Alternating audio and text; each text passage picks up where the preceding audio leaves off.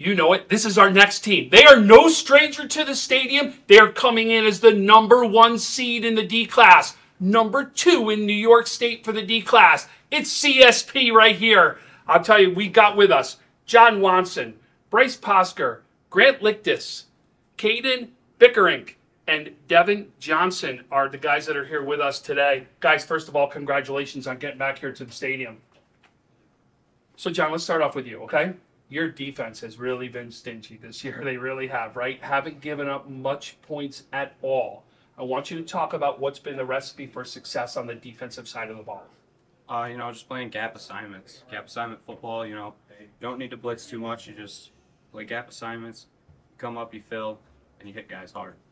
That's absolutely a recipe for success. So you've seen this team one time already, right?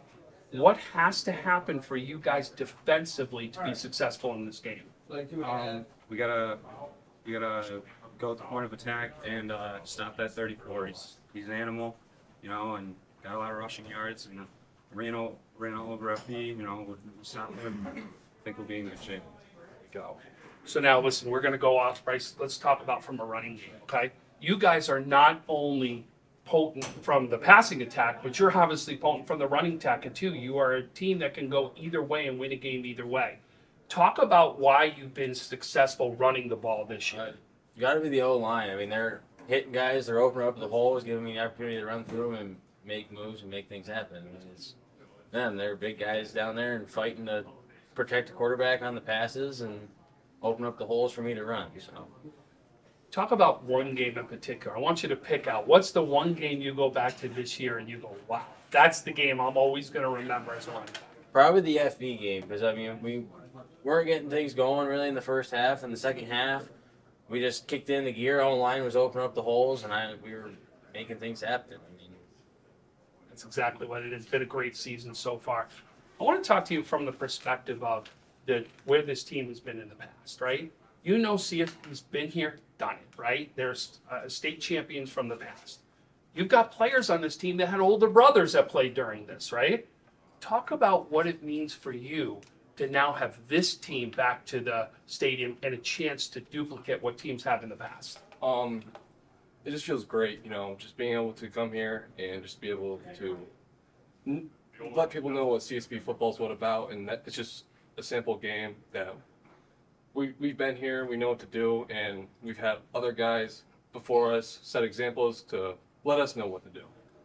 And do you think seeing that as a younger player has helped you today? 100%, yes. And what was the one thing that you learned the most from it? Just don't give up, When I was in 8th grade, when we played FV here, they beat us earlier in the season, and they came here and we shut them out 22-0.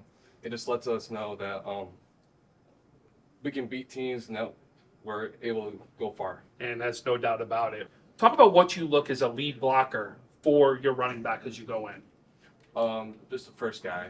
First guy I see is like the main threat I see, and I just want to hit him and let him get space to work and just gain yards one yard at a time. But yeah. You like to have a nice big fullback like that, right? So, Grant, I want to go to you right now as far as the left guard. You already heard it, right? Your running backs right here are big, but they leaned on the line saying my line's been key. You guys have been very successful, right? And you do it from two perspectives, right? You have to do the run block and as well as pass block. Right. So talk about why you've been so successful this season. I think it comes down to just sticking to our job. We have assignments, obviously, that we go over to begin with, and teams are going to come out in different things, no matter it's a 5-3, 4-4, no matter what it is on the front. And I think we've done a pretty good job in just kind of like shifting to what other teams are going to be at. And we're just shifting and doing our jobs. But there's a lot to it. A lot of people don't realize, and you don't get the credit you deserve usually in any of the games that are out there, right? So talk about that as a player, right? Because you've done some incredible things on the line, and you don't get the necessarily, I don't want to say respect, but recognition that you deserve, right? How does that mentality for you come in? I take a lot of pride in it, I think. It's really humbling.